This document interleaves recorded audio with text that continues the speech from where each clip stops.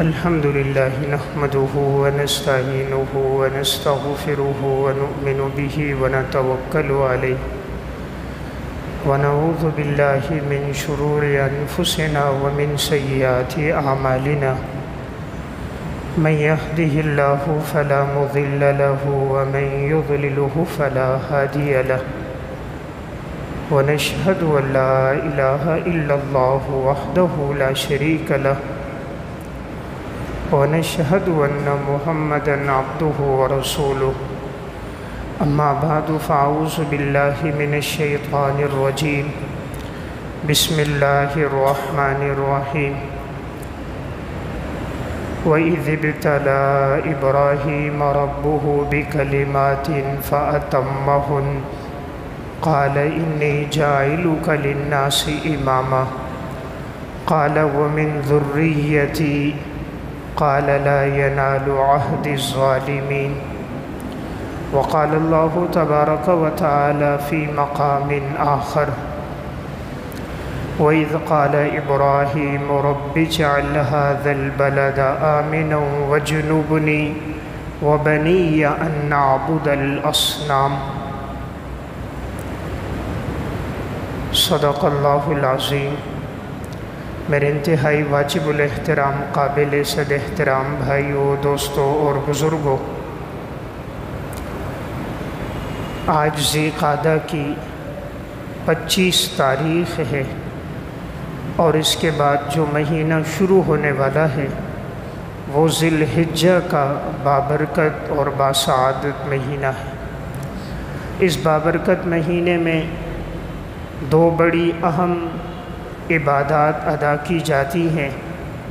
Number 1 حج کی عبادت اور نمبر 2 قربانی کی عبادت۔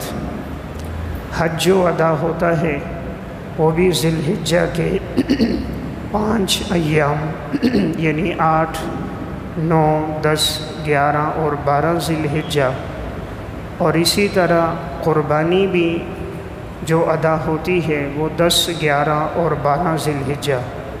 تو گویا یہ دو بڑی اہم عبادات آنے والے مہینے میں ان کی ادائیگی ہے، اور آنے والا جو مہینہ اب شروع ہونے والا ہے یہ بڑا بابرکت مہینہ ذی الحجہ کا مہینہ ہے۔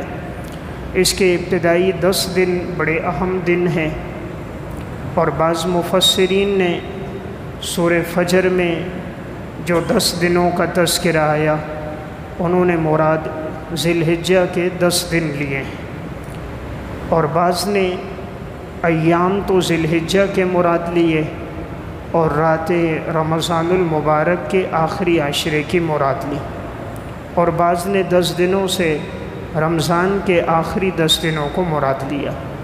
تو یہ آنے والے 10 دن ذی الحجہ کے بھی بڑے اہم دن ہیں، اور انہی دنوں میں ایک دن 9 ذی الحجہ کا دن ہے کہ جس دن روزہ رکھنے سے یعنی عرفہ کے دن 1 سال گزشتہ کے اور 1 سال آئندہ کے گناہ اللہ رب العزت معاف فرما دیتے ہیں۔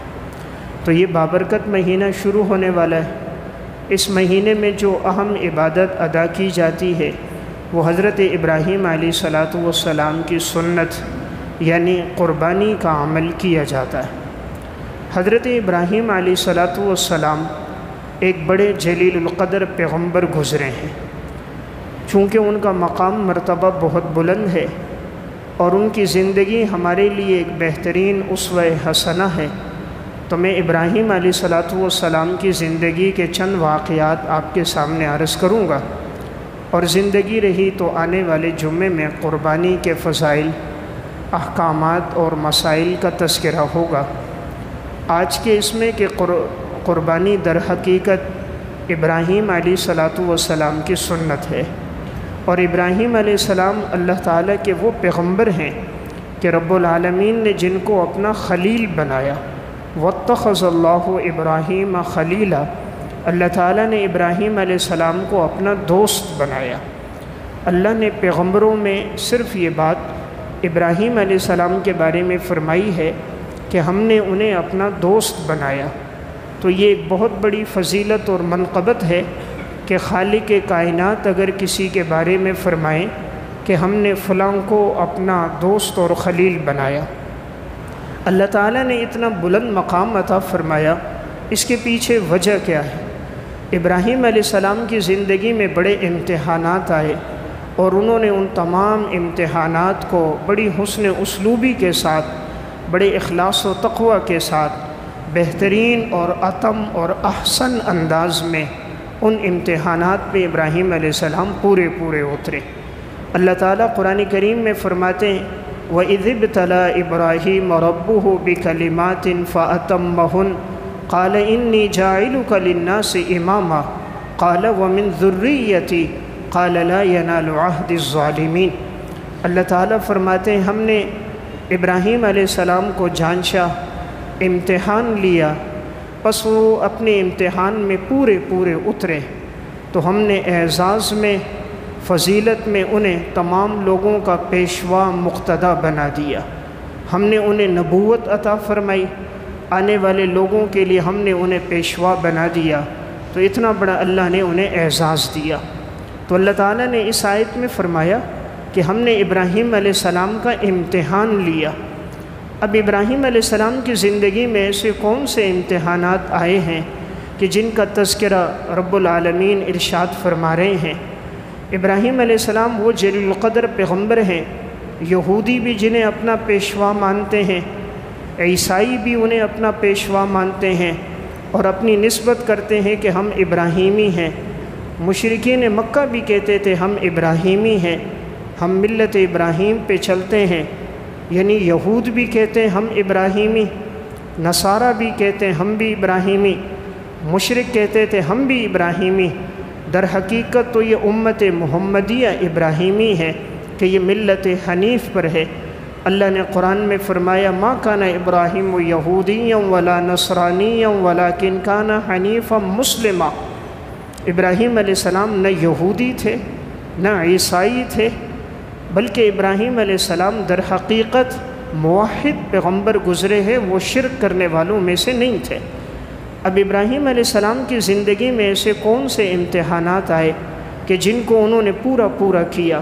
سب سے پہلا امتحان ابراہیم علیہ السلام کی زندگی میں تھا، جس گھر میں پیدا ہوئے تو وہ والد بت بناتا بھی تھا، بتوں کو فروخت بھی کرتا تھا، یعنی والد اپنے ہاتھوں سے بت بنا رہا ہے، بتوں کو بیچ رہا ہے۔ ابراہیم علیہ السلام کی پیدائش اس گھر میں ہوئی۔ اب یہ بہت بڑا امتحان کہ والد مشرک ہو، بت فروش ہو، اور بیٹا اپنے والد کو دعوت دے۔ دوسروں کو دعوت دینا آسان ہوتی ہے، لیکن اپنے والد کو دعوت دینا مشکل ہوتی ہے۔ بسا اوقات والد اہمیت نہیں دیتا کہ یہ میرے ہاتھوں میں بڑا ہوا، میں نے اسے پالا پوسا۔ ابراہیم علیہ السلام اپنے والد کو بڑی محبت سے سمجھا رہے ہیں، یا ابت لم تعبد ما لا يسمع ولا يبصر ولا يغني عنك شيئا یا ابت انی قد جاءنی من العلم ما لم یأتک فاتبعنی اہدک صراطا سویا۔ پیارے ابا جان، آپ ان بتوں کی عبادت کیوں کرتے ہو؟ یہ تو دیکھ بھی نہیں سکتے، بول بھی نہیں سکتے، آپ کو نفع بھی نہیں پہنچا سکتے، کسی مصیبت کو آپ سے دور بھی نہیں کر سکتے۔ میرے پاس وحی کا علم ہے، آپ میری پیروی کیجئے، شیطان کی عبادت نہ کیجئے، شیطان یقیناً رحمان کا بڑا دشمن ہے۔ ابراہیم علیہ السلام نے اپنے والد کو بڑی محبت سے سمجھایا، ہر دفعہ یا ابتی، پیارے ابا جان۔ حالانکہ والد کافر ہے، غیر مسلم ہے، لیکن بڑے ادب اور محبت کے ساتھ سمجھایا۔ یہ پہلا امتحان تھا، والد مخالف ہو گیا۔ ابراہیم علیہ السلام سے کہا میرے گھر سے نکل جا اور میرے سامنے نہیں آنا، ورنہ میں تجھے پتھر مار مار کے سنسار کر دوں گا۔ یعنی والد نے بائیکاٹ کر دیا، اپنے گھر سے نکال دیا۔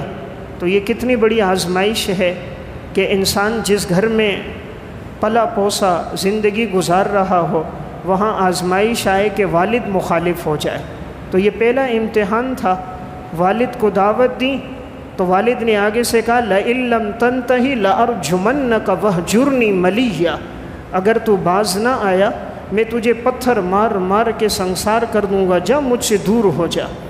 ابراہیم علیہ السلام کو والد نے گھر سے نکال دیا۔ اب اللہ کی طرف سے دوسرا بڑا امتحان تھا کہ ابراہیم اب جاؤ اور وقت کے بادشاہ کو جا کر دعوت دو۔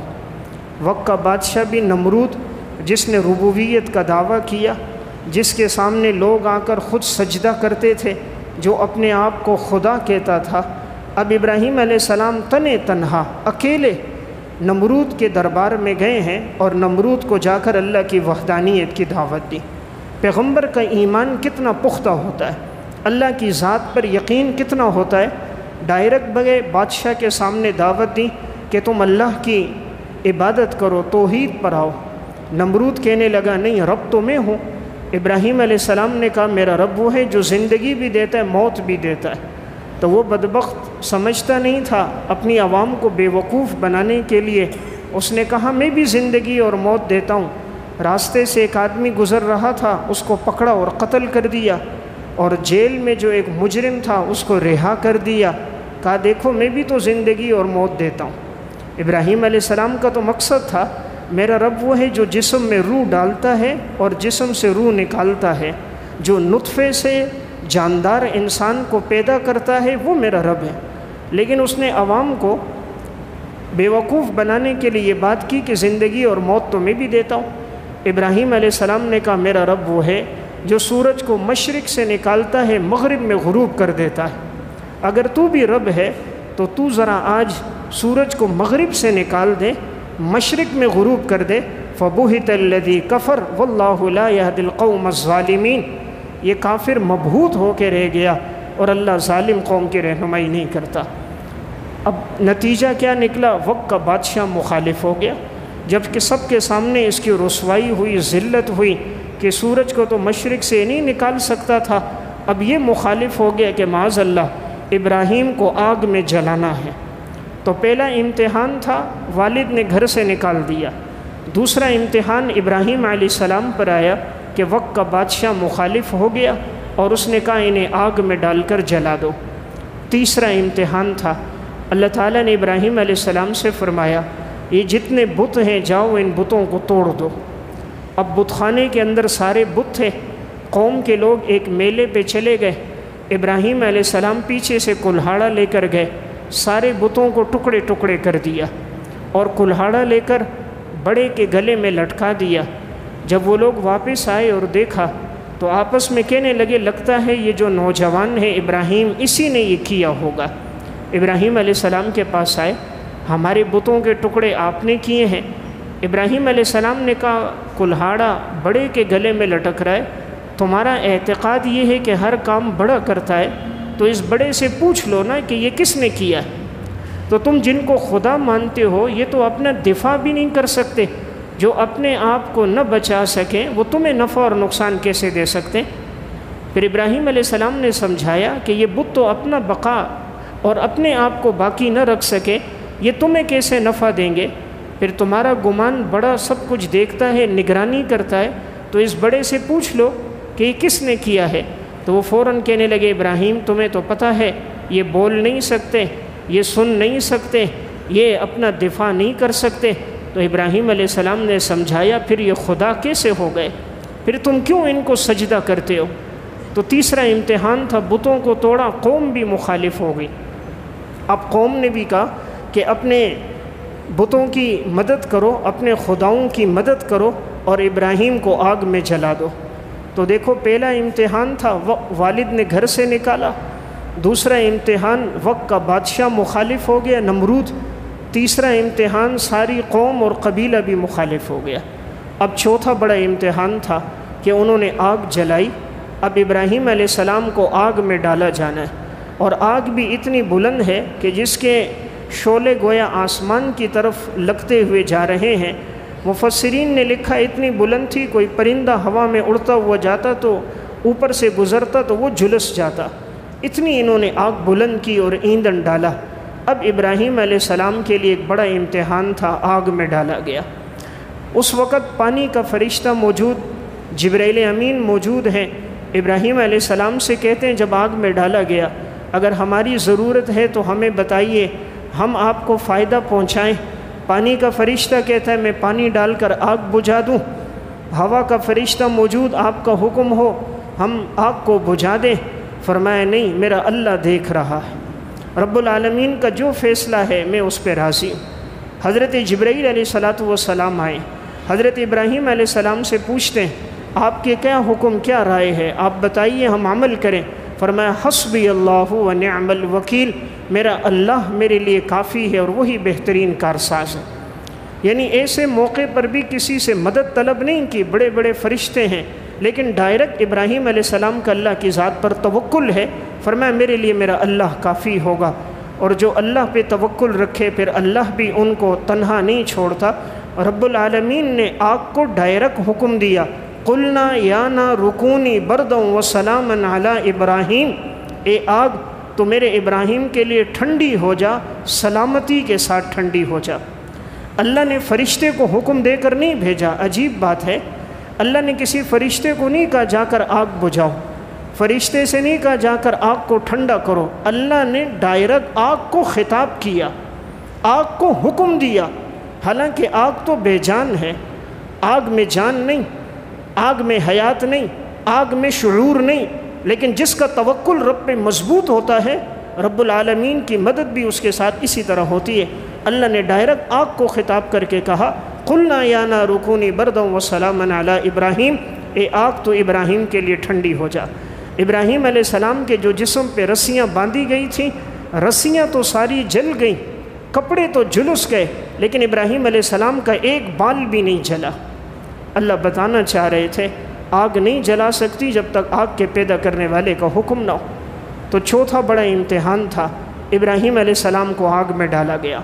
پانچواں بڑا امتحان آیا، ابراہیم علیہ السلام کو حکم ہوا کہ ہجرت کر کے چلے جاؤ اور اپنے بیوی بچوں کو لو اور شام کی طرف جاؤ۔ یہ بھی بڑی آزمائش ہے، اپنا آبائی گاؤں چھوڑنا، اپنا آبائی وطن چھوڑنا، جس جگہ انسان کی رہائش ہو، جہاں مکان ہو، جہاں زمین ہو، جہاں گھر بار ہو، رشتہ دار ہو، کہا جائے یہ شہر چھوڑ کر، یہ ملک چھوڑ کر دوسرے ملک چلے جاؤ، یہ بھی بڑا سخت امتحان ہوتا ہے۔ ابراہیم علیہ السلام اس پر بھی پورے اترے، اپنی بیوی بچوں کو لیے اور شام چلے گئے۔ اللہ کی طرف سے پھر ایک اور چھٹا امتحان تھا، رب العالمین نے فرمایا ابراہیم اب اپنی گھر والی حضرت ہاجرہ اور اپنے بیٹے اسماعیل کو لے کر جاؤ اور بیت اللہ کے پاس چھوڑ کر آ جاؤ۔ اس وقت بیت اللہ کے ارد گرد کوئی آبادی نہیں تھی، انسان تو انسان، کوئی چرند پرند بھی نہیں تھے، بالکل بیابان تھا، ایک جنگل تھا، ایک صحرا۔ ابراہیم علیہ السلام اپنی گھر والی حضرت ہاجرہ کو لے کر، دودھ پیتے بیٹے اسماعیل کو لے کر وہاں پہنچے ہیں، بیت اللہ کے ارد گرد انہیں چھوڑا ہے۔ وہاں پر جب اپنی گھر والی کو تھوڑا سا اسباب کے درجے میں کچھ کھجوریں تھیں وہ دے دیں، کچھ تھوڑا سا پانی تھا وہ دیا۔ ابراہیم علیہ السلام جانے لگے، حضرت ہاجرہ پوچھتی ہیں کہ آپ ہمیں کہاں چھوڑ کے جا رہے ہو؟ یہ تو ایک صحرا ہے، ایک جنگل ہے، کوئی انسان نہیں، بیابان ہے، آپ ہمیں کہاں چھوڑ کے جا رہے ہو؟ ابراہیم علیہ السلام کو حکم تھا، بات بھی نہیں کرنی تھی، خاموش تھے۔ اللہ کی طرف سے امتحان بھی کیسا ہوتا ہے، خاموش ہیں اور چلتے ہوئے جا رہے ہیں۔ حضرت ہاجرہ پھر جاتی ہیں، اپنے شوہر ابراہیم علیہ السلام سے پوچھتی ہیں آپ ہمیں کہاں چھوڑ کے جا رہے ہیں؟ یہ تو ایک صحرا ہے، کیا اللہ کا حکم ہے؟ ابراہیم علیہ السلام سر ہلاتے ہیں، ہاں اللہ کا حکم ہے۔ حضرت ہاجرہ فرماتی ہیں پھر اللہ ہمیں ضائع نہیں کرے گا، پھر اللہ ہمیں ضائع نہیں کرے گا۔ ایسی تربیت ہوتی بیویوں کی، ایسی تربیت ہوتی ہے اولاد کی کہ صحرا میں چھوڑ کے جا رہے ہیں، فرمایا اللہ کا حکم ہے، جی حکم ہے، فرمایا اللہ ہمیں ضائع نہیں کرے گا۔ ابراہیم علیہ السلام بیوی بچوں کو چھوڑ کے جا رہے ہیں۔ آج ہم سے کہا جائے دین سیکھنے کے لیے جاؤ، دین سیکھو، گھر سے نکلو، ہجرت کرو، اللہ کے راستے میں وقت لگاؤ، ہم کہتے ہیں بیوی بچوں کا کیا ہوگا؟ حالانکہ ہمارے بیوی بچے گھر کے اندر ہیں، چار دیواری کے اندر ہیں، علاقے میں ہیں، محلے میں ہیں، ارد گرد آبادی ہے، رشتہ دار ہیں، عزیز و اقارب ہیں، گھر میں ہم ان کے لیے راشن چھوڑ کے جا رہے ہیں، نقدی پیسے چھوڑ کر جا رہے ہیں، پھر بھی فکر مند ہیں بیوی بچوں کا کیا ہوگا؟ کیا ایمان تھا انبیاء علیہ السلام کا، ایک صحرا میں چھوڑ کے جا رہے ہیں۔ کوئی اللہ کے سامنے یہ بات نہیں کی اللہ میری بیوی بچوں کا ہوگا کیا؟ اللہ کا حکم تھا، چھوڑ کے نکلے اور پھر دور گئے اور بیت اللہ پہ ایک نگاہ ڈالی اور دعا کی ہے۔ ابراہیم علیہ السلام نے دعائیں مانگی، وَإِذْ قَالَ إِبْرَاهِيمُ رَبِّ اجْعَلْ هَذَا الْبَلَدَ آمِنًا وَاجْنُبْنِي وَبَنِيَّ أَن نَّعْبُدَ الْأَصْنَامَ۔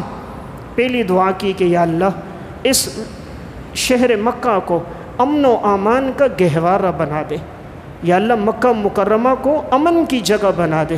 اللہ تعالیٰ نے ایسی دعا قبول کی ہے، آج دیکھیں تقریباً 5000 سال کا زمانہ گزرا، اس وقت سے لے کر آج تک اللہ نے مکہ کو امن و امان کی جگہ بنایا۔ لاکھوں حجاج کرام موجود ہوتے ہیں، کبھی کوئی بڑے حادثے نہیں ہوئے، کوئی بم بلاسٹ ہوئے، کوئی اتنا بڑا نقصان ہوا، کسی کی دولت، پیسہ، مکانات، جائیدادیں ضائع ہو گئی، نہیں، اللہ نے امن رکھا، ایسی محبتیں رکھیں۔ دنیا کے 35 لاکھ آدمی حج میں جمع ہوتے ہیں، قبیلہ الگ، خاندان الگ، زبان الگ، رسم و رواج الگ، کوئی بوڑھا کوئی نوجوان، لیکن آپس میں اتنی محبت ہوتی ہے، کوئی کسی سے اگر ٹکرا بھی جائے ہر ایک دوسرے سے معافی مانگ رہا ہوتا ہے کہ بھئی آپ کو ذرا سی ٹکر لگی، معاف کرنا، کوئی غلطی تو نہیں ہو گئی، کوئی تکلیف تو نہیں پہنچ گئی۔ یہاں تک کہ کسی عورت سے آدمی ٹکرائے تو وہ بھی آگے سے معافی مانگ رہی ہوتی ہیں، ایسی اللہ نے محبتیں قائم کی، امن دے دیا۔ ابراہیم علیہ السلام نے دوسری دعا کی تھی، یا اللہ مجھے، میری اولاد کو بتوں کی عبادت سے بچانا۔ اللہ تعالیٰ نے وہ بھی قبول فرمائی، ابراہیم علیہ السلام کی اولاد کو اللہ تعالیٰ نے بتوں کی عبادت سے بچایا۔ معلوم ہوا اصل تربیت ہے اولاد کی توحید پہ تربیت کرو، کہ اولاد میں کوئی گمراہ نہ ہو۔ تو ابراہیم علیہ السلام نے یہ تربیت کی کہ یا اللہ وجنبنی وبنی ان نعبد الاصنام، مجھے اور میری اولاد کو بتوں کی عبادت سے بچانا۔ پھر ابراہیم علیہ السلام نے ایک اور دعا کی ہے وہاں، ربنا انی اسکنت من ذریتی بواد غیر ذی زرع عند بیتک المحرم ربنا لیقیموا الصلاة فاجعل افئدة من الناس تہوی الیہم وارزقہم من الثمرات لعلہم یشکرون۔ ابراہیم علیہ السلام دعا کر رہے ہیں، یا اللہ میں نے اپنے بیوی بچوں کو چھوڑا ایک ایسی بیابان جگہ میں جہاں کاشتکاری نہیں ہوتی، جہاں فصلیں نہیں کاشتکار کی جاتی، زمین زرخیز نہیں ہے، پس اے اللہ تو اس جگہ کے باشندوں کو پھل عطا فرما، لوگوں کے دلوں میں بیت اللہ کی محبت ڈال دے، لوگوں کے دلوں کو بیت اللہ کی طرف مائل کر دے۔ یا اللہ میرے بیوی بچوں کو نماز پڑھنے کا پابند بنا دے، کہ وہ نمازی بن جائیں، دیندار بن جائیں۔ ابراہیم علیہ السلام یہ دعا کر رہے ہیں، اللہ نے یہ بھی قبول کی۔ اللہ نے مکہ میں اتنے پھل رکھے ہیں، ساری دنیا کا جو پھل ہوتا ہے وہ آپ کو بیت اللہ میں ملے گا۔ عمرے کے اندر 30 لاکھ آدمی ہوتے ہیں، لیکن دنیا کا ہر پھل وہاں موجود ہوتا ہے۔ حالانکہ کوئی ایک دانہ، کسی ایک دانے کی کاشت مکہ مدینہ میں نہیں ہوتی، فصلیں وہاں نہیں لگتی، کاشتکاری نہیں ہوتی، لیکن دنیا کا ہر پھل وہاں موجود ہوتا ہے، بہترین پھل وہاں موجود ہوتا ہے۔ دیکھیں ابراہیم علیہ السلام نے یہ دعا نہیں کہ یا اللہ مکہ کی زمین کو کاشتکاری کی زمین بنا دے، یا اللہ مکہ کی زمین پہ گلاب کے پھول ہوں، چنبیلی کے پھول ہوں، باغ ہوں، پانی کی نہریں ہوں، چشمے ہوں، دریا ہوں، نہیں، یا اللہ اس زمین کو ایسا بنا کہ لوگوں کے دلوں میں مکہ کی محبت ڈال دے۔ وہ زمین کی وجہ سے نہیں آئیں کہ وہاں پانی کے چشمے دیکھنے آئیں، وہ اس وجہ سے نہیں آئیں کہ وہاں پھولوں کی مہک ہے، زمین کا سبزہ ہے، جو آئے تو تیرے گھر کو دیکھنے کے لیے آئے، جو آئے تو رب کے گھر کی محبت میں آئے۔ اللہ نے ایسی محبت ڈالی ہے، مسلمان کتنی دفعہ چلا جائے لیکن یہ محبت کم نہیں ہوتی۔ ایسی کشش رکھی ہے جیسے کہ مقناطیس میں لوہے کو اپنی طرف کھینچتا ہے، بیت اللہ بھی ایمان والوں کو اپنی طرف کھینچتا ہے۔ ہر دفعہ دیکھتا رہے انسان سیر نہیں ہوتا۔ قرآن کریم بیت اللہ، والدین ہے، نبی اکرم صلی اللہ علیہ وسلم کا روزہ ہے، جتنی مرتبہ انسان جاتا ہے دیکھتا ہی رہتا ہے، لیکن کبھی وہ سیر نہیں ہوتا۔ پھر دیکھیں ابراہیم علیہ السلام کیا دعا کر رہے ہیں، یا اللہ میں نے اپنے بچوں کو یہاں کیوں آباد کیا، اس لیے ربنا لیقیموا الصلاۃ، میرے بچے نماز پڑھنے والے بن جائیں۔ یہ نہیں کہ اگر زمین کاشتکار ہوتی تو یہ تو باغبان بن جائیں گے، یہ تو کھیتی باڑی کریں گے، سارا ٹائم ان کا لگے گا بیج ڈالنے میں، فصل کی کاشتکاری میں۔ یا اللہ ان کو زمین پر محنت کرنے والا نہ بنانا، اپنے باطن پر محنت کرنے والا بنانا، کہ نمازی بن جائیں۔ ابراہیم علیہ السلام اولاد کے لیے دعا فرما رہے۔ پھر دیکھیں کتنا بڑا امتحان ہے، بیوی بچوں کو وہاں چھوڑ کر گئے، لیکن اولاد کی بھی تربیت، بیوی کی بھی تربیت ہے کہ حضرت ہاجرہ کے پاس جو تھا وہ ختم ہو گیا۔ پھر وہ صفا مروہ کے درمیان حضرت ہاجرہ چکر لگاتی ہیں پانی کی تلاش میں کہ اپنے بیٹے اسماعیل کے لیے پانی کا انتظام ہو۔ صفا سے مروہ دوڑی، مروہ سے صفا دوڑی، 7 چکر لگائے۔ اللہ کو یہ ادا بھی پسند آئی، قیامت تک کے لیے حکم دے دیا، جو عمرہ کرتا ہے صفا مروہ کے درمیان چکر لگائے گا۔ ادھر حضرت اسماعیل کی ایڑیاں لگی ہیں، اللہ تعالیٰ نے وہاں حکم دیا، جبرائیل امین کا پر لگا ہے، اللہ نے پانی کا چشمہ جاری کر دیا۔ پھر ابراہیم علیہ السلام کے لیے ایک اور بڑا امتحان تھا، جب یہی بیٹا اسماعیل علیہ السلام اس قابل ہو گیا کہ والد کے ہاتھ بٹانے کے، اب اللہ تعالیٰ نے حکم دیا، فلما بلغ معه السعي قال يا بني اني ارى في المنام اني اذبحك فانظر ماذا ترى قال يا ابت افعل ما تؤمر ستجدني ان شاء الله من الصابرين۔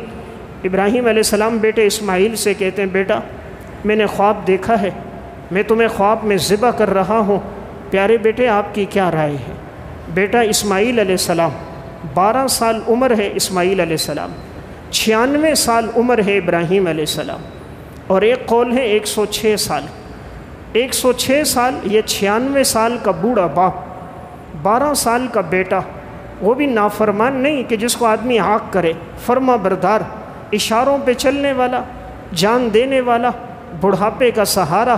اللہ کا امتحان بھی کیسا، صرف یہ نہیں کہا بیٹے کو گھر سے نکال دو، بیٹے کو قتل کر دو، بیٹے کو زہر دے دو، فرمایا نہیں، بیٹے کے گلے پہ چھری چلا دو، بیٹے کے گلے پہ چھری چلانی ہے ابراہیم۔ یہ امتحان ہے، جس کی اولاد ہے اسے پتہ انسان کو اولاد سے کتنی محبت ہوتی ہے۔ انسان چاہتا ہے خود بیمار ہو جائے، بچہ بیمار نہ ہو، خود پریشانی میں وقت گزر جائے، مصیبت میں وقت گزر جائے، لیکن اولاد پر آنچ نہ آئے۔ پھر اولاد میں بھی جب انسان بوڑھا ہو اور بچے بھی اتنی امیدوں کے بعد ہو، اور وہ بھی نیک اور فرما بردار ہو، اور اللہ حکم بھی دے کہ ذبح کر دو۔ آگے اسماعیل کی بھی کیسی تربیت ہوئی ہے۔ آج میں اور آپ اپنے بچے کو حکم دیتے ہیں، وہ تو مانتے نہیں، اور یہاں کیسی تربیت ہے، چھوٹا سا بچہ ہے اسماعیل علیہ السلام، اور کیا کہہ رہے ہیں ابراہیم علیہ السلام سے، قال یا ابت افعل ما تؤمر، پیارے ابا جان پورا کیجئے جو اللہ کا حکم ہے، ستجدونی انشاءاللہ من الصابرین، آپ مجھے صبر کرنے والوں میں سے پاؤ گے۔ تفسیر قرطبی میں ہے، حضرت اسماعیل علیہ السلام کو جب ذبح کرنے لگے، حضرت اسماعیل علیہ السلام نے فرمایا تھا میری قمیص نکال دینا ابا جان، کہیں ایسا نہ ہو کپڑوں پہ خون لگ جائے، میری والدہ حضرت ہاجرہ دیکھیں تو انہیں تکلیف نہ ہو، میرے پاؤں کو باندھ دینا، کہیں ایسا نہ ہو میں پاؤں رگڑوں اور آپ کو رحم آ جائے، اللہ کے حکم میں تاخیر نہ ہو جائے، ابا جان میرا چہرہ زمین کی طرف کرنا، کہیں ایسا نہ ہو میرا چہرہ آپ کی طرف ہو اور آپ مجھے دیکھو، رب کے حکم میں تاخیر نہ ہو جائے۔ باپ ابراہیم بیٹے کو یوں باندھ رہا ہے جیسے قصائی جانور کو باندھتا ہے، قمیص نکال دی، پاؤں باندھ دیے، بیٹے کا چہرہ زمین کی طرف کر دیا، فلما اسلما وتلہ للجبین، آسمان کے فرشتے بھی دیکھ رہے، ابراہیم خلیل اللہ بیٹے کے گلے پہ چھری چلا رہے اور زور سے چلا رہے ہیں، لیکن اللہ کا حکم نہیں تھا، چھری تو نہیں کاٹ سکتی جب تک چھری کے کاٹنے والے کا حکم نہ ہو۔ آواز آئی قد صدقت الرؤیا، ابراہیم تو نے اپنے خواب کو سچا کر دکھایا، انا کذالک نجزی المحسنین، اسی طرح ہم بدلہ دیتے نیکوکاروں کو، وفدیناہ بذبح عظیم، ہم اس کے بدلے میں بہترین بڑا فدیہ عطا کریں گے۔ اللہ نے دمبے کو بھیجا، ابراہیم علیہ السلام کا ہاتھ دمبے پہ چلا، اسماعیل علیہ السلام نیچے سے ہٹیں، دمبا نیچے تھا اور وہ ذبح کر دیا، اور یہی قربانی کا عمل پھر قیامت تک کے لیے سنت بن گیا۔ تو واقعہ سنانے کا مقصد ابراہیم علیہ السلام کا کتنا بڑا امتحان تھا، اپنے بیٹے کو ذبح کرو اور وہ اس کے لیے تیار ہو گئے۔ یہاں بھی ابلیس خبیث نے 3 مرتبہ آیا، حضرت ہاجرہ کے پاس آیا، تمہارے شوہر اپنے بیٹے کو ذبح کر رہے ہیں، تو بیوی نے کنکریاں مار کے بھگایا۔ حضرت اسماعیل کے پاس آئے، حضرت اسماعیل نے کنکریاں مار کے ابلیس کو بھگایا، اللہ کا حکم ہے تو میں راضی ہوں۔ ابراہیم علیہ السلام کے پاس آئے، انہوں نے کنکریاں مار کے بھگایا کہ اللہ کا حکم ہے تو میں راضی ہوں۔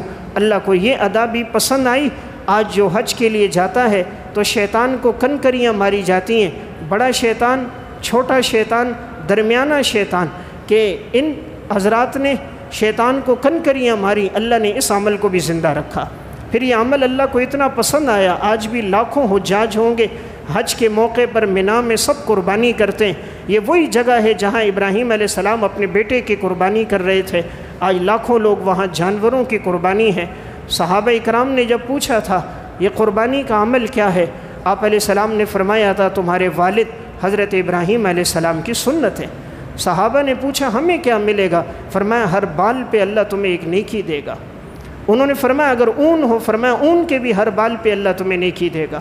تو میں عرض کر رہا ہوں یہ ابراہیم علیہ السلام کی زندگی میں بڑے امتحانات تھے۔ اللہ نے قرآن میں فرمایا وَإِذِ ابْتَلَىٰ إِبْرَاهِيمَ رَبُّهُ بِكَلِمَاتٍ فَأَتَمَّهُنَّ، ہم نے ابراہیم علیہ السلام کو جانچا، امتحان لیے اور وہ سب امتحانوں میں پورے اترے۔ پھر اللہ نے اعزاز کیا دیا، اللہ نے فرمایا ہم نے ان کو امامت عطا فرمائی، ہم نے ان کو پیشوا اور مقتدا بنایا۔ پھر اللہ کی طرف سے حکم آیا کہ ابراہیم اب اپنے بیٹے اسماعیل کو لے کر بیت اللہ کی تعمیر کرو۔ ابراہیم علیہ السلام شام سے چل کر آئیں، مفسرین نے لکھا اس وقت 106 سال عمر ہے اور اسماعیل علیہ السلام کی اب عمر 20 سال ہے۔ اب حکم تھا بیت اللہ کو تعمیر کرو۔ ابراہیم علیہ السلام وہاں سے آئے، مکہ پہنچے، اسماعیل علیہ السلام بیٹے سے ملاقات ہوئی، صحیح بخاری میں روایت ہے آپس میں ایک عرصے بعد ملے تھے، بغلگیر ہوئے، خوشی میں رونے لگ گئے۔ ابراہیم علیہ السلام نے فرمایا بیٹا اللہ کا حکم ہے بیت اللہ کو تعمیر کرنا ہے۔ فرمایا ابا جان میں خدمت کے لیے حاضر ہوں۔ اللہ نے قرآن میں نقشہ کھینچا وَإِذْ يَرْفَعُ إِبْرَاهِيمُ الْقَوَاعِدَ مِنَ الْبَيْتِ وَإِسْمَاعِيلُ رَبَّنَا تَقَبَّلْ مِنَّا إِنَّكَ أَنْتَ السَّمِيعُ الْعَلِيمُ، جب بیت اللہ کی بنیادیں بلند کر رہے تھے ابراہیم اور اسماعیل علیہ السلام اور دعا کر رہے تھے یا اللہ ہمارے اس عمل کو قبول فرما دے۔ ابراہیم علیہ السلام مستری ہیں، اسماعیل علیہ السلام مزدور ہیں، گارا بنا کے دیتے ہیں، اینٹیں دیتے ہیں۔ ابراہیم علیہ السلام پتھر پہ کھڑے ہیں، وہی مقام ابراہیم کا وہ پتھر اس پہ کھڑے ہیں، آج بھی اس پتھر پر ابراہیم علیہ السلام کے پاؤں کا نقش ہے۔ جب ضرورت ہوتی یہ پتھر اوپر ہو جاتا، نیچے آنا ہوتا گارے اور پانی کے لیے نیچے ہو جاتا۔ اللہ نے اس پتھر میں لفٹ کا کام رکھا، یہ لفٹ کے طور پر اوپر بھی جا رہا ہے نیچے بھی آ رہا ہے، اور ابراہیم علیہ السلام کی اس محنت محبت عبادت کے آثار کو پتھر نے اپنے اندر جذب کر دیا۔ آج بھی آپ حج عمرے کے لیے جاؤ، وہاں شیشے کے اندر بند آپ کو پتھر نظر آئے گا، اس پتھر پر ابراہیم علیہ السلام کے قدموں کے نشانات ہیں۔ اللہ کو ادا اتنی پسند آئی، فرمایا وَاتَّخِذُوا مِن مَّقَامِ إِبْرَاهِيمَ مُصَلًّى، قیامت تک کے لیے کسی کا عمرہ پورا نہیں ہوگا اس وقت تک جب تک مقام ابراہیم کے پیچھے 2 رکعت پڑے گا نہیں۔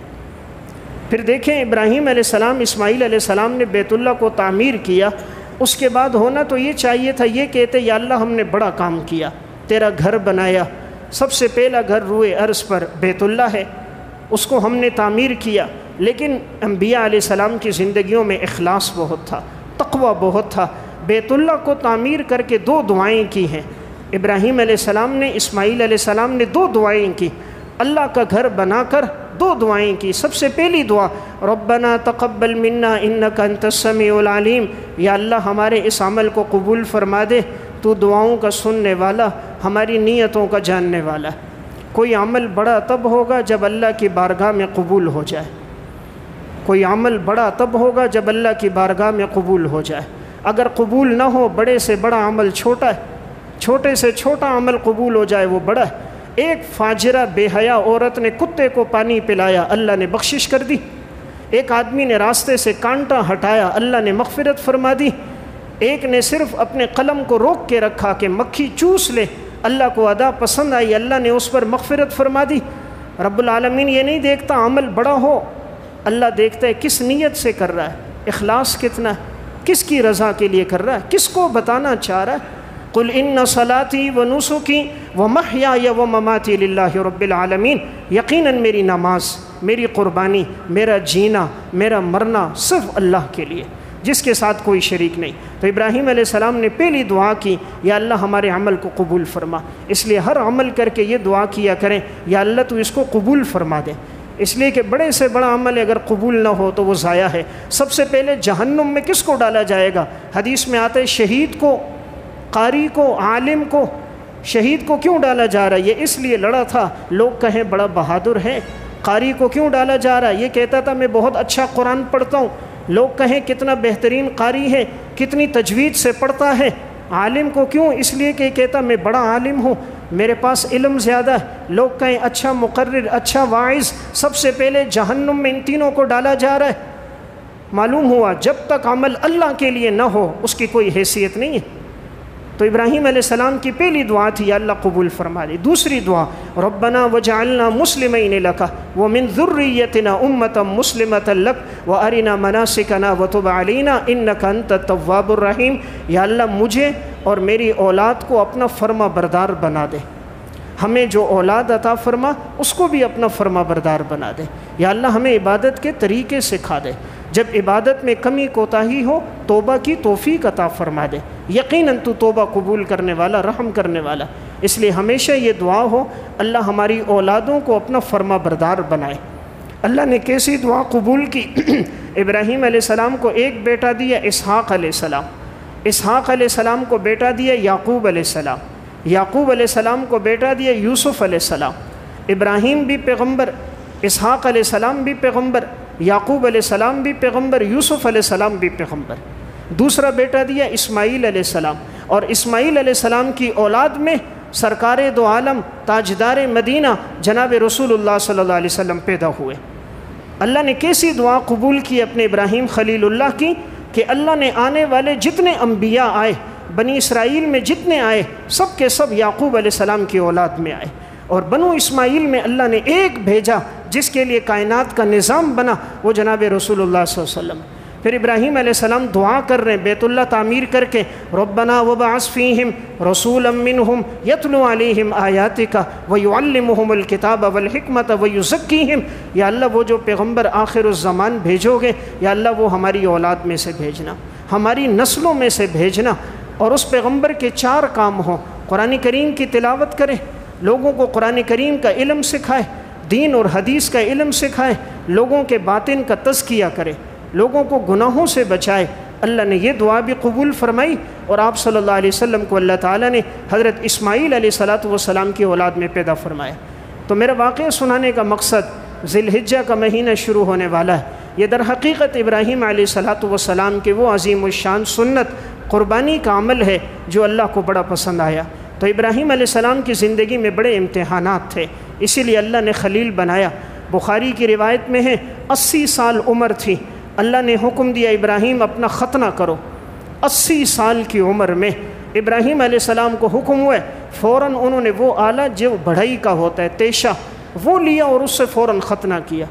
اتنی فرما برداری تھی، جو اللہ کا حکم ہوتا ابراہیم علیہ السلام ادا کر دیتے۔ اللہ تعالیٰ کے حکم پر ایسی جان دینے والے تھے، محبت اتنی تھی۔ تفسیر طبری میں واقعہ ہے، ایک دفعہ جب فرشتے انسانی صورت میں آئے تھے، ابراہیم علیہ السلام تو مہمان نواز تھے، بچھڑا ذبح کر کے فوراً بھون کے لے آئے۔